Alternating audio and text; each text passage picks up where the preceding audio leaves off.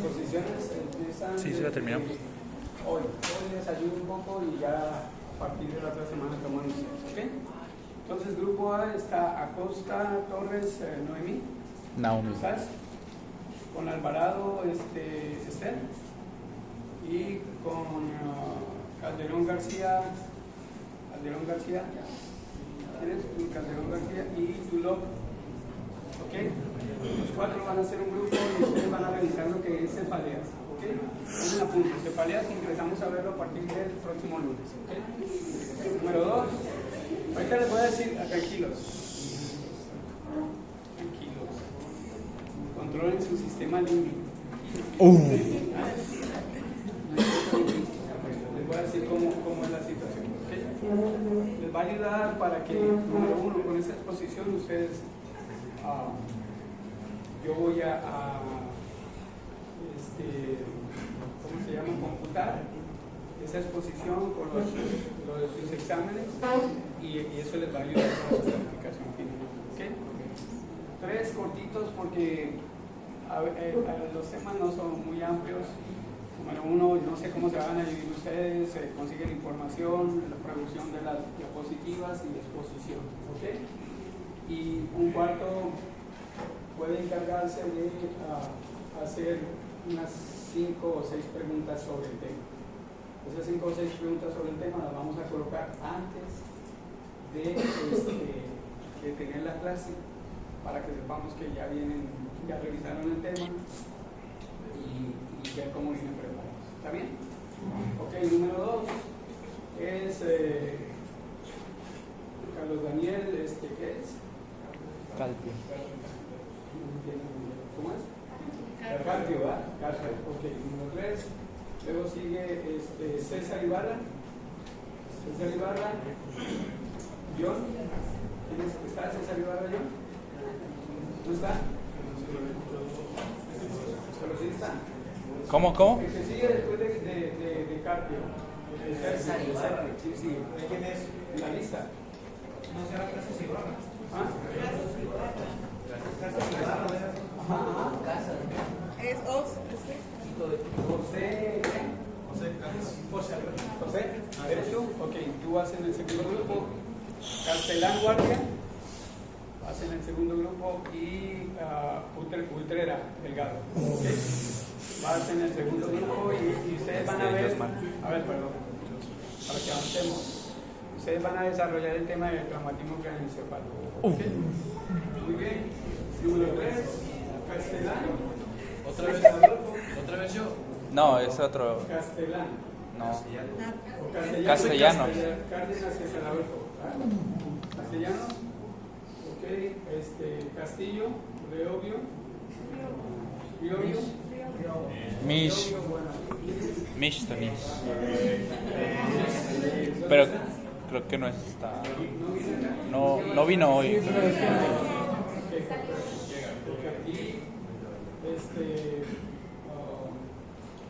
Pascual.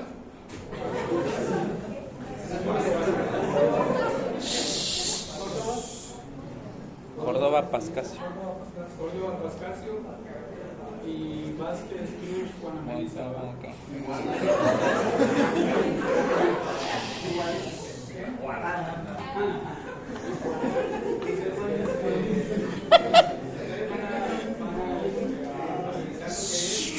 Convulsiones y epilepsia. Número 4, entonces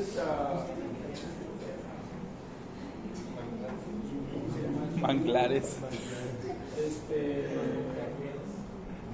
de Ángel Vela. Vela Estrada, ok. Díaz Renato. ¿Verdad? Renatinho. Renato, sí. Y Flores Tello, Naomi. Y Gallegos, Seila. ellos van a ver estatus epiléptico. ¿El tema cuál es? Estatus. Estatus epiléptico. 5, García Ramírez, Marcos. Gómez,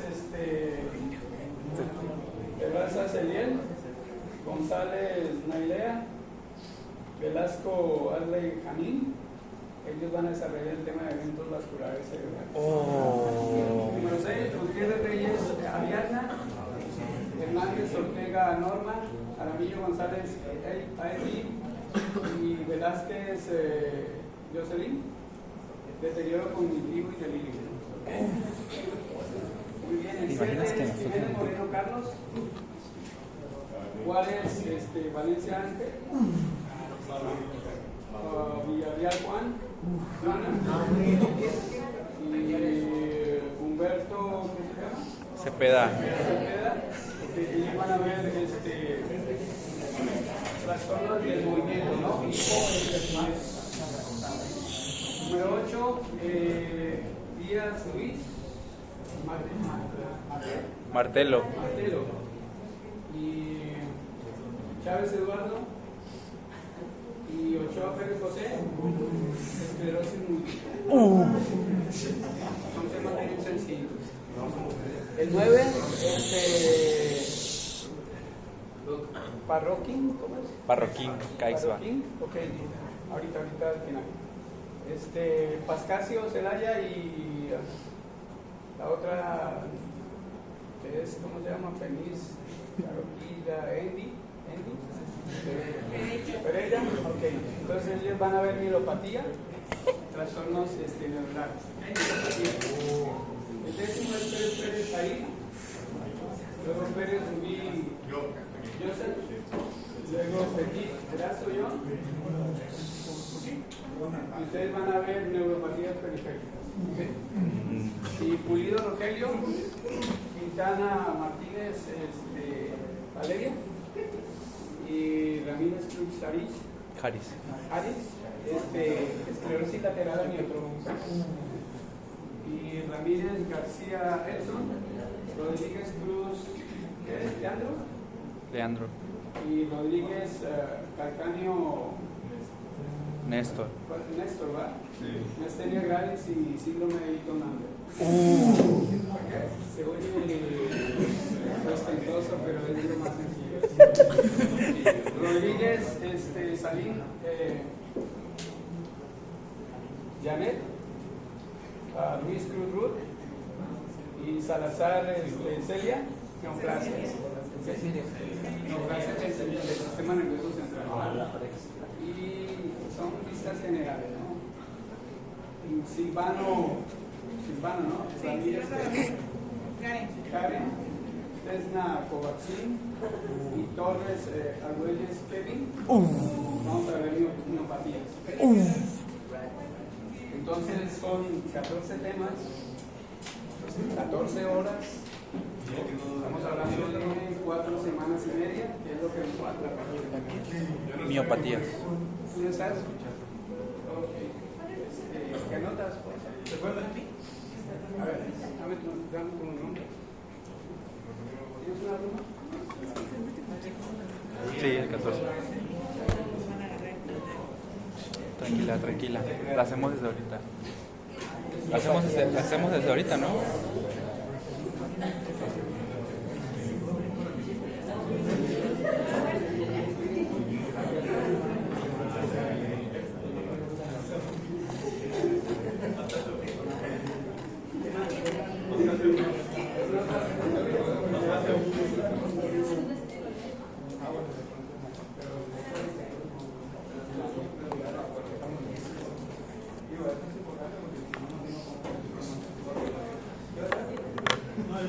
Las fechas no va a seguir, o sea, vamos viendo y nos vamos. ¿Okay? ¿Qué hay? ¿Las presentaciones deben durar la sesión de la clase o Es máximo 1 hora por sesión. Máximo, ¿ok? Por eso no les doy tiempo, todos tienen que andar preparando ya sus temas. Si yo termino de verlo, sigo con el otro y sigo con el otro. ¿Está bien? ¿Hay alguna duda? ¿No? ¿Qué quiere que le pongamos a la activa? Una estructura. Entonces hoy vamos a ver, vamos a empezar a ver lo que es separar.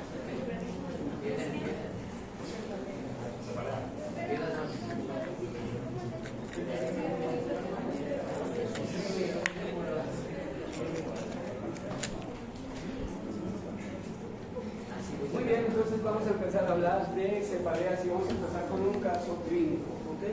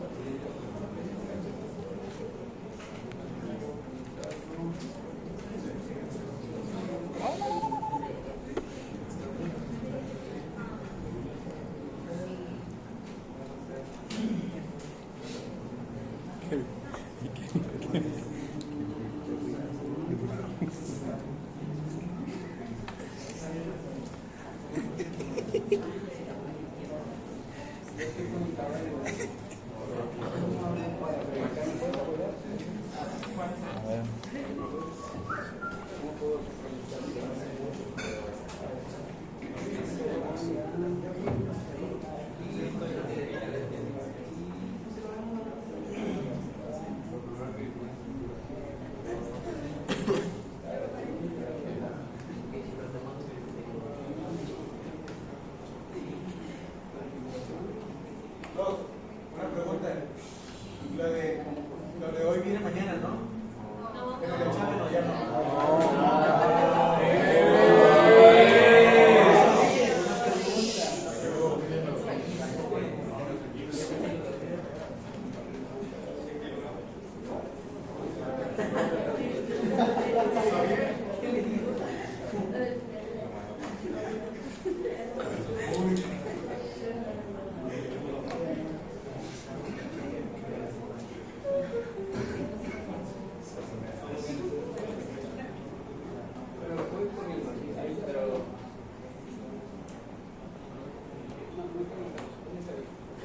Listo, bueno, entonces vamos a empezar con un caso clínico, ¿vale? El caso clínico es el siguiente, entonces es una mujer de 56 años, ¿verdad? Que acude, tiene esto conocido como hipercolesterolemia, como un único dato de antecedente médico de interés. Ella acude a urgencias porque presentó anteriormente a su llegada a urgencias 3 episodios de cefalea de tipo opresiva. Fíjense cómo van desarrollando el tema en la presentación del caso, ¿no? Pues empezaron con antecedentes de importancia. Ella llega a urgencias y lo primero que voy a averiguar es, ¿cuál es el motivo de su ingreso? Viene por cefalea, ¿verdad? Tuvo en 3 ocasiones antes de llegar a urgencias una cefalea opresiva, que es solo cráneo, en todo su cráneo, ¿verdad? En el cráneo, y ha alcanzado una máxima intensidad en la valoración de la escala visual de 10 puntos. ¿Okay? Entonces, ¿es una cefalea de qué tipo? Por la escala visual. ¿Cómo es el dolor? No, a ver. Es una cefalea intensa, es una cefalea severa, es una cefalea que alcanza la mayor escala de dolor en esta escala anal. ¿Okay? Se presentó en 3 ocasiones, es solo cránea, el único antecedente es hipercolesterolemia. ¿Okay? Muy bien. Ahora, algo bien importante en este dato clínico. ¿Qué es lo importante ahí? Ahora, uno bien importante ahí. Después de locrania. Corta duración, es una cefalea bien intensa, en menos de un minuto llega a 10 de 10. Eso es característico. Yo les pido que cuando ustedes estén enfrente a un paciente o un caso clínico, siempre busquen los detalles de mayor relevancia y los de mayor importancia, porque son los que los van a llevar hacia orientarse ante qué problema estamos. ¿Okay? Número 1, ¿es un paciente neurológico? Tiene una cefalea importante. ¿Okay? Tiene una cefalea bien importante, una cefalea 10 de 10. Entonces yo sí les consigo un paciente neurológico. Estoy abordando el diagnóstico de una cefalea. Muy bien. ¿Qué me interesa saber de esa cefalea? ¿Qué tipo de región envuelve en nuestra cabeza? Y es todo generalizado. ¿Qué otra cosa me interesa saber? ¿Qué grado de dolor? Tiene 10 de 10. ¿Y cómo inicia esa cefalea y cómo se eleva a 10 de 10? De manera aguda, en un minuto. ¿Okay? Ahora, sí se asocia a otro evento. ¿Cuál es ese otro evento? Náuseas. ¿Y? ¿Náuseas y qué? ¿Náuseas y?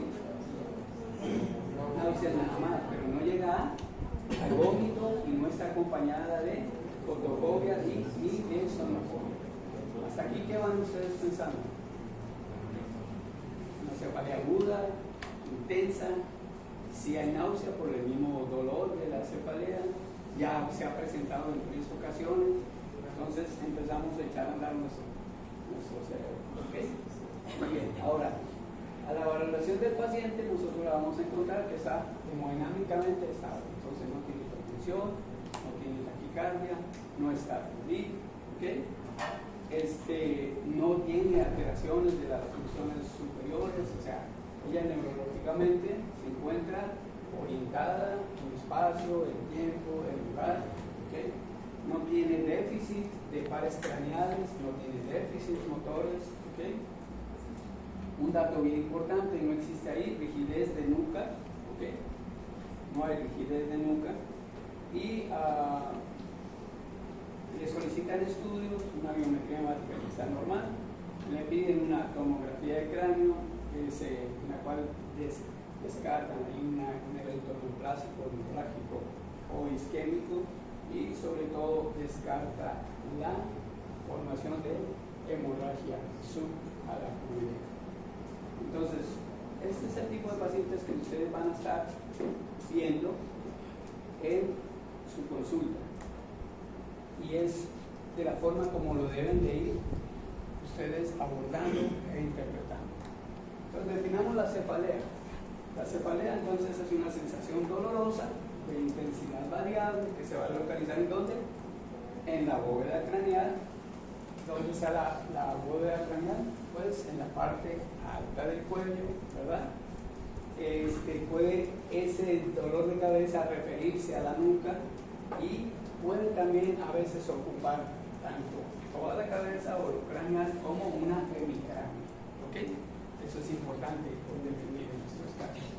Ahora, ese dolor, ¿a qué se debe? Pues esa es la presencia, la manifestación de la inflamación, ¿ok?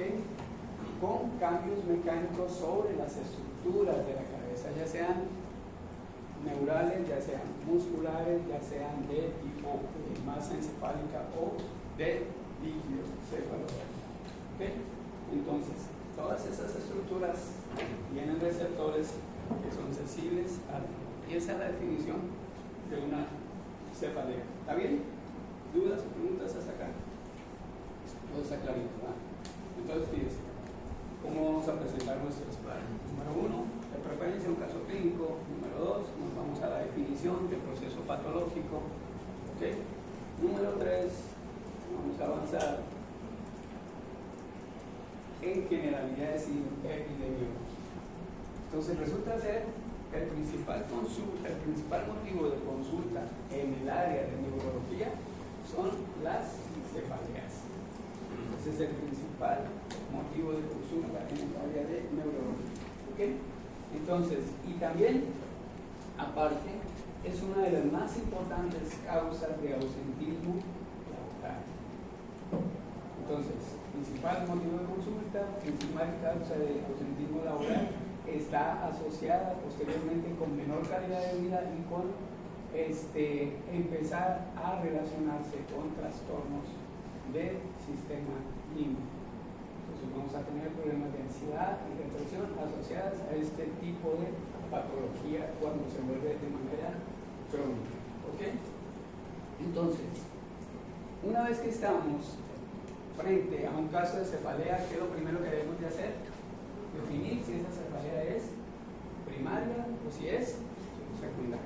¿Ok? Entonces, caso clínico, el paciente le relata expone su queja. Número 2, defines el tipo de patología que estás de frente, y una vez que estás definiendo el tipo de patología, vamos a dividir esa patología. Cefaleas si son primarias o son secundarias. ¿Ok? Eso es importante. Muy bien. Entonces, ahora, aquí la parte más importante en el abordaje de las cefaleas es la anamnesis. Ese es el primero y el más importante de todos los detalles clínicos que vamos en el abordaje de nuestro paciente con cefalea. ¿Ok? Ahora, ahí dice una frase bien clara, ¿eh? El cerebro no duele. ¿Qué es lo que duele? la estimulación de los sistemas sensoriales al dolor que se encuentran mayormente colocados en lo que es el trayecto circulatorio, en el que son las meninges, en los que son las estructuras musculares tendinosas y de la piel, en las estructuras extracelulares. ¿Correcto? ¿Estamos bien? Ahora, entonces vimos que las cefaleas debemos nosotros dividirla en cefaleas primarias y cefaleas secundarias. ¿Y en base a qué se hace esta clasificación?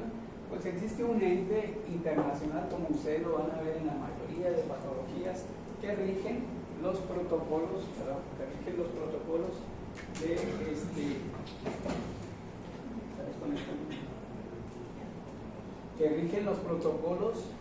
de manejo de estas patologías y son los que dan las definiciones. Entonces, en este caso, el Comité Internacional del Estudio de las Cefaleas, por sus siglas es ICHD, ellos definen esta clasificación. Entonces, número 1, le van a escribir el tipo de esta enfermedad, establecen esos criterios explícitos para cada una de ellas. Eso hace que nosotros podamos protocolizar y encuadrar estas manifestaciones clínicas de una manera más precisa, y vamos a producir entonces la dispersión de nuestras ideas, la variabilidad de nuestras ideas diagnósticas. Al dividir las cefaleas en primarias y secundarias, pues van a facilitar los estudios epidemiológicos que podemos hacer para esta patología, y una vez que tenemos estas definiciones epidemiológicas, pues nos ayudan a hacer estudios ya más específicos, ensayos clínicos sobre cada una de ellas. Entonces, las cefaleas primarias incluyen, número 1, migraña; número 2, cefalea tensional; número 3, cefaleas trigémino o autonómicas; y 4, otro tipo de cefaleas primarias. Pero mayormente las cefaleas primarias van a corresponder a 3 tipos, y es la cefalea número 1 de atención en la clínica, del 80-90% va a corresponder a una cefalea primaria. Y dentro de estas cefaleas primarias, ¿cuál es la cefalea más común que vamos a encontrar en la consulta clínica? La migraña. ¿Ok? La migraña. Entonces, migraña, número 2, cefalea tensional; número 3, cefaleas trigéminos autonómicas, que son esas cefaleas en racimo, y otras primarias. ¿Ok? Y las cefaleas secundarias, que como su nombre lo indica, va a ser secundaria a otro proceso subyacente. ¿Ok? Entonces, estos fenómenos subyacentes van a ser traumatismos craneales, eso es evidente, craneal o cervical, lesiones vasculares, ¿verdad? La tercera son cefaleas intracraneales, que no tienen que ver con la región vascular. Las cefaleas por administración o supresión de sustancias, eso es bien importante, la administración, las adicciones a ciertos tipos de tóxicos neurológicos. La cefalea atribuida a un proceso infeccioso, atribuida a un trastorno en la homeostasis, ya sea que causa hemorragias del tipo intraparentematosas, hemorragias meningias. Las cefaleas asociadas al dolor facial, que intervengan estos órganos en la cabeza, que está asociada a oídos, a ojos, a cuello, a nariz, a senos paranasales. Entonces ahí están las cefaleas asociadas a este tipo de patologías. Y por último, la cefalea asociada a un trastorno psiquiátrico. ¿Okay? Y existe una tercera clasificación de esas cefaleas, que se llaman neuropatías craneales dolorosas o asociadas a dolores faciales, por ejemplo, del trigémino, etc. ¿Hay algún problema con la clasificación de las cefaleas? Entonces, primarias y secundarias. Las primarias son las que vamos a ver mayormente en la consulta y corresponden a las primarias del 80-90% de la consulta, y de ellas el mayor porcentaje va a ser de tipo migrañoso. Entonces, Si el mayor porcentaje de cefaleas que vamos a ver en la consulta es de tipo migrañoso, ¿qué debemos de aprender? Migraña, porque eso es lo que vamos a ver. Entonces, las primarias se van a resolver de manera medicamentosa, va a haber algunas terapias ahí psicológicas que podemos implementar, pero las cefaleas que entrañan mayor problema son las cefaleas del tipo secundario, porque las cefaleas del tipo secundario vienen asociadas a una patología. Traumatismos cardioencefálicos, traumatismos, lesiones meningias, lesiones vasculares, lesiones neoplásicas, ¿okay? Lesiones en sistemas de los sentidos, ojo, nariz, garganta. Por ejemplo, si tenemos un paciente con una cefalea frontal y dentro de la exploración física ustedes notan que ellos tienen dolor a nivel de los senos paranasales, que hay un escurrimiento nasal con descarga nasal posterior de tipo verdosa. ¿Qué piensan ustedes? El problema de sinusitis, entonces esta sería una cefalea secundaria asociada a o producida por sinusitis. ¿Okay? Tenemos un paciente que se presenta con lesión con canal auditivo externo de tipo supurativo, de la membrana timpánica, asociado a desequilibrio, pero también presenta cefalea. Ese tipo de cefalea que es secundaria y es causada por una otitis media supurada. ¿Okay? Entonces así vamos nosotros aprendiendo a encuadrar las cefaleas de acuerdo a este tipo de clasificaciones. ¿Okay? ¿Hay alguna pregunta? Bueno, sigamos entonces adelante. En cuanto a la clasificación de las cefaleas. Ahora, ¿cómo vamos a evaluar una cefalea? Entonces, lo más importante, hablamos en la primera diapositiva, que en la evaluación y en el tratamiento de las cefaleas, el punto crucial, el punto donde debemos partir es sobre una buena anamnesis. Casi que la anamnesis te va a llevar a el diagnóstico. Y a partir de ahí nosotros lo vamos a complementar, ya sea con estudios bioquímicos, con estudios de imagen, para llegar a una certeza diagnóstica. Entonces, dentro de la evaluación de la cefalea, nosotros tenemos que primero identificar qué tipo de cefalea es. Entonces, el primer paso es una cefalea primaria o una cefalea secundaria. ¿Okay? Es lo primero que debemos de definir. Y segundo, ¿qué otros trastornos, qué otra sintomatología se agrega a ese signo pivote de la cefalea? Porque nos va a orientar hacia una cefalea de tipo secundario que está asociada a otra patología. Muy bien. Entonces, es importante desarrollar en la anamnesis de las cefaleas. ¿Okay? Entonces, tenemos que preguntar hacer este tipo de preguntas para ir definiendo la situación de la cefalea. Entonces, número uno, es bien importante la localización. Cefaleas frontales, cefaleas temporales, cefaleas occipitales, cefaleas olecráneas, cefaleas hemicráneas. ¿Okay? Eso es muy importante. Cefaleas occipitales, cefaleas que envuelven la musculatura del cuello. Todo eso nos va a ir orientando hacia exploración física más detallada y hacia la realización o no de estudios que nos ayudan a avanzar en el diagnóstico. Entonces, localización es bien importante. En cuanto a la duración, hablamos que no es lo mismo una cefalea que la tienes de manera crónica y que va creciendo, o sea, empieza de forma leve hacia una etapa severa que va creciendo a través de los días, o una que empieza y súbitamente se dispara a dolores severos. Con ese solo dato nosotros podemos encuadrar el diagnóstico en este paciente. La gravedad es una cefalea que implica gravedad, o es una cefalea que implica cierta temporalidad, pero no eventos graves. ¿Cuál sería, por ejemplo, una cefalea que implica gravedad? Una cefalea intensa, ¿verdad? Intensa. Por ejemplo, la hemorragia subaracnoidea es una cefalea intensa que va acompañada de náuseas, ¿qué más? Vómito en proyectil, y si tenemos ya cefalea y vómitos en proyectil, ya vamos pensando en datos de hipertensión endocraniana, ¿ok? Y si ya tenemos datos de hipertensión endocraniana, entonces nosotros recostamos a nuestro paciente en la camilla y le hacemos signos de irritación meningia y los encontramos positivos, entonces ya podemos ir solicitando. ¿Qué es lo que vamos a solicitar a continuación? Una tomografía de cráneo, ¿ok? Una tomografía de cráneo, ¿vale?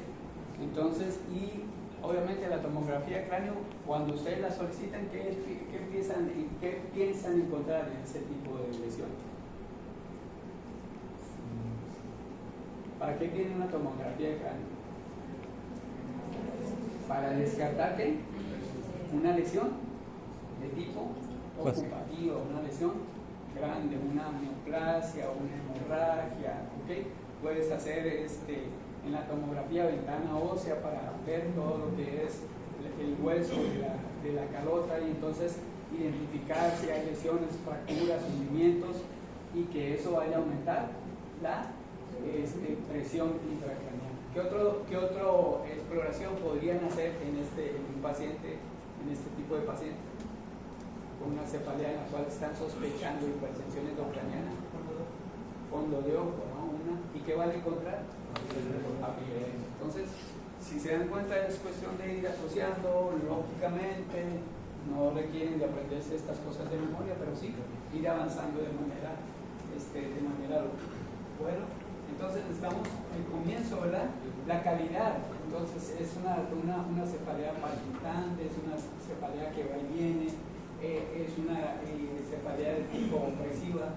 Ahora, en cuanto a las cefaleas que recurren, que van y vienen, es bien importante que nosotros utilicemos, número uno, la edad de la presentación. ¿Desde cuándo empezó este signo a presentarse, este síntoma?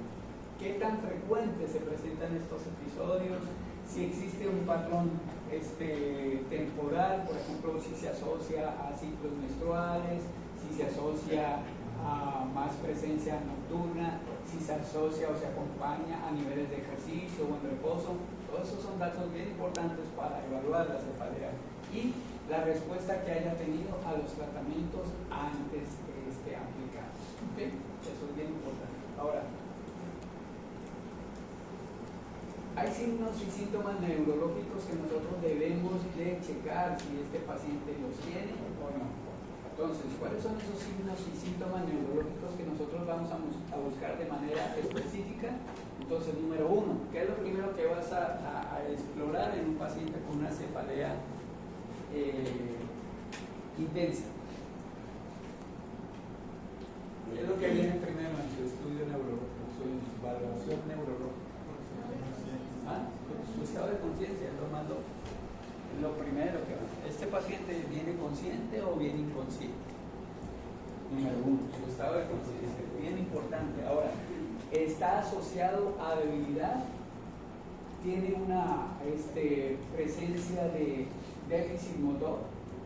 El paciente tiene una paresia, una hemiparesia, una cuadriparesia. Eso es importante y lo puedes explorar de una manera rápida, ¿ok?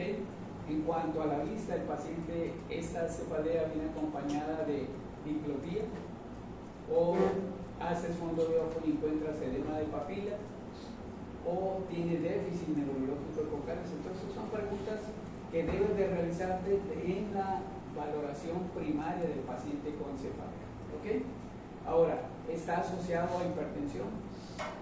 Si es un paciente de 75 años que acude a su consultorio con cefalea intensa, acompañada de vómitos irreversibles, usted toma la presión arterial y la encuentra en 190, 110, una frecuencia cardíaca de 80,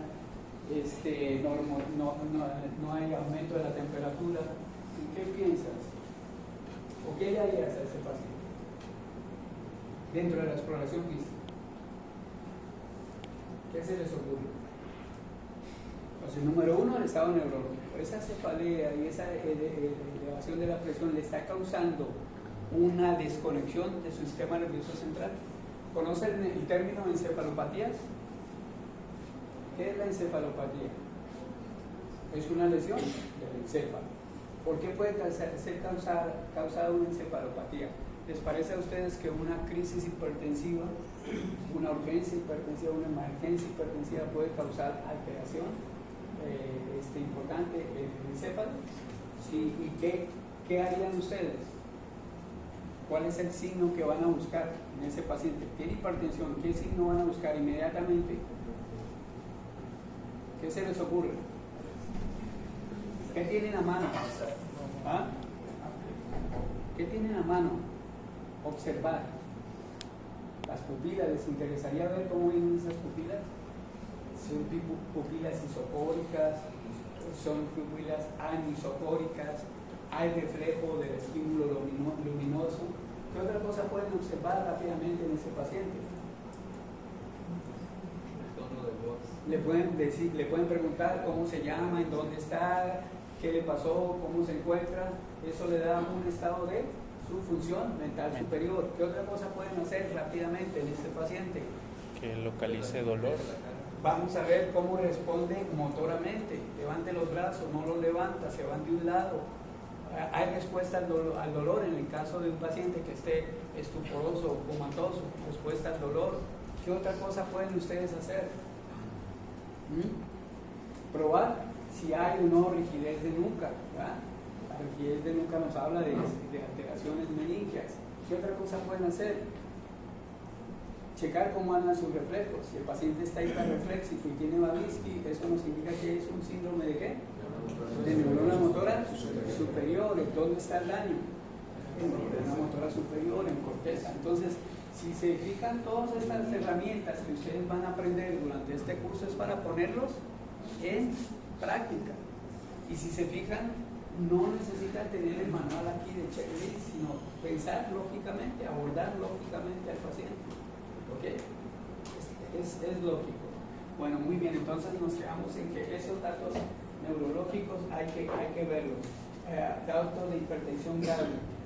Preguntar, ¿este paciente tiene una neoplasia o este paciente está inmunocomprometido? ¿Por qué sería importante saber si tiene una neoplasia? Aumenta la presión intracraniana, pero ¿por qué aumenta la presión intracraniana? Porque hay un efecto de masa. ¿Y por qué hay efecto de masa? Pero ¿por qué estamos ocupando el espacio? O sea, tienen la idea, pero ¿qué es?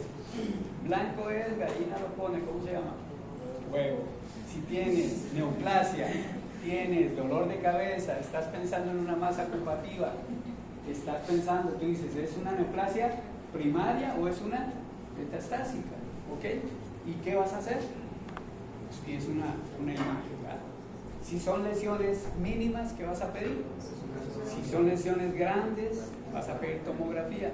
Si estás en un lugar donde tienes tomografía, pues pide la tomografía. Si no, pues vas a pedir resonancia. O sea, es desarrollar nuestra actividad clínica. Bueno, ok, eso es importante. Ahora, ¿por qué un paciente que esté inmunocomprometido nos importaría si tiene dolor de cabeza? Este paciente tiene artritis reumatoide y ha estado tomando por años metrotexate, hace puenteo con prednisona, a veces le dan, cuando no hay metrotexate, le dan letrexate o le dan sulfasalacina, o está en una terapia con biológico, le están dando un inhibidor del factor de necrosis tumoral. ¿Por qué es importante preguntar eso? ¿Ah? Porque efectos adversos. ¿Y cuál sería el efecto adverso en un paciente inmunocomprometido? Número 1, infeccioso. No tengo mis defensas bien, que voy a estar expuesto a una infección. Y si tengo un paciente con cefalea que viene a mi consultorio, está inmunocomprometido, ¿qué es el primer signo que yo le voy a buscar? Rigidez de nuca. ¿Por qué? Porque el paciente puede estar desarrollando una meningitis. ¿Ok? Entonces, son detallitos que van a ir aprendiendo a buscar, pero que son importantes de pensar dentro del proceso de la exploración física, ¿ok? Muy bien, por ejemplo, el meningismo ya lo hablamos, ¿verdad? Cefaleas en trueno, es la definición de cefalea en trueno, ahí está, la estamos adelantando, es una cefalea intensa que alcanza un pico en algunos segundos. ¿Recuerdan esto? Cefalea en trueno, fue el caso clínico que presentamos, ¿verdad? Es un paciente que no tiene otra sintomatología más que una cefalea que va de un grado intenso, holocráneo, que va de un grado intenso, en un minuto llega a más de 10 de 10, nada más viene acompañado por náusea, pero no tiene otros eventos. No tiene vómito, no tiene fotofobia, no tiene alteraciones visuales o auditivas. Entonces ese paciente lo podemos nosotros encuadrar en lo que es esta cefalea central. Muy bien, perfecto. Ahora, síntomas de arteritis de células gigantes, y eso es bien importante. ¿Qué es la arteritis? ¿Ah? ¿Qué es arteritis? ¿Una inflamación de qué? De la arteria. Muy bien. ¿Qué parte de la arteria? Porque la arteria está compuesta de 10 partes. ¿Qué parte de la arteria? De la íntima y de la media. ¿Por dónde empieza el daño arterial? A través del endotelio. Y eso se va a ir hacia la íntima y la media. ¿Ok? ¿Cómo verían ustedes una arteritis temporal en un paciente? Vas a ver el tracto de la arteria temporal bien definido, bien definido. Entonces tienes un paciente al cual le ves un tracto de la arteria bien definido. ¿Cuál es el estudio de imagen que vas a realizar para definirlo? ¿Qué se les ocurre? ¿Ah? ¿Un ultrasonido? Doppler, un ultrasonido Doppler. Entonces ahí que van a marcar los flujos de esa arteria, si hay una lesión en la íntima, si hay una lesión en la media, y entonces ahí tienes el diagnóstico. Si tiene con cefalea, tiene el signo de la artritis temporal. Es un paciente por grupo etario, que también eso tiene que definir los grupos etarios, pacientes mayores de 40 a 60 años en adelante, piensen en artritis temporal, ¿ok? Muy bien. Entonces, síntomas sistémicos, el paciente entonces tiene fiebre, tiene pérdida de peso, tiene ganglios palpables, tiene cefalea. ¿Qué pensarían ustedes? ¿Ah? Una neoplasia. ¿Qué tipo de neoplasia es la más común dentro de los órganos linfáticos? Un linfoma. Esto es sencillo, práctico y lógico. ¿Ok? Sencillo, práctico. Pero para detallar todas esas cosas que tienen que tener ustedes. ¿Ah? Estar bien pendientes, estar bien abiertos a todo lo que ven, todo lo que palpan, todo lo que huelen, todo lo que reciben del paciente y empezar a trabajar tu cerebro con toda la información que tienes.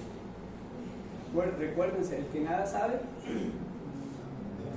nada teme. Ese es fuerte, nunca va a saber qué va a pasar. ¿Cuál es la primera condición para llegar a un diagnóstico? ¿Cuál es la primera condición para llegar a un diagnóstico? ¿Ah? Sin miedo. Sospeche. Y uno no puede sospechar de un diagnóstico si no tiene información. Tú no puedes sospechar de hemorragia exoaranoidea si no conoces hemorragia exoaranoidea. ¿Sí se entiende? Entonces eso es bien importante. ¿Vale? Bueno, muy bien. Entonces, por ejemplo, la cefalea que va empeorando de manera progresiva, si va acompañada de ojo rojo o de halos alrededor, de escotomas, ¿eso de qué está hablando?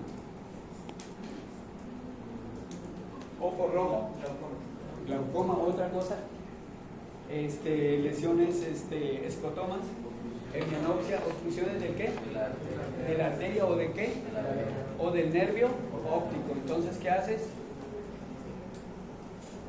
¿Qué tienes a mano para ver eso? Oftalmoscopio. Un fondo de ojo. ves la papila, cómo está emergiendo el nervio óptico, cómo está emergiendo la arteria. La arteria, acuérdese que dijimos que debe tener esto una coloración más o menos anaranjada, pero si ustedes la ven exangüe, blanca, entonces están hablando de que no hay circulación. Y ahí te estás hablando de una trombosis, o una oclusión, o una isquemia. Todo esto es bien, bien importante. Entonces, una vez que fueron a eso, se van a meter a revisar aparatos y sistemas, ¿ok? Y ahí nos vamos a quedar, ¿ok? Bueno, así quiero que presenten los temas. A ver, es así. Caso clínico, si pueden encontrar un caso clínico ejemplar. Número 2, definición. Número 3, epidemiología. Y en la epidemiología lo más importante es definir qué tan frecuente es esta enfermedad, qué efectos causa en la vida de los pacientes, qué grupo etario, qué zonas geográficas. Eso es bien importante definir en cuanto a epidemiología. Y luego, entonces, la anamnesis, los estudios paraclínicos, el diagnóstico y el tratamiento. Y termina todo. Si hay fisiopatología, correcto. Pero Después de la epidemiología. ¿Está bien? ¿Les resulta difícil? Bueno, entonces mañana nos vemos para el examen.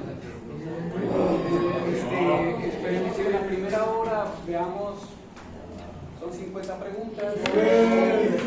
Las resuelven más o menos en una hora y mañana mismo hacemos el repaso para que sepan cómo le fue. ¿Sabes qué significa eso?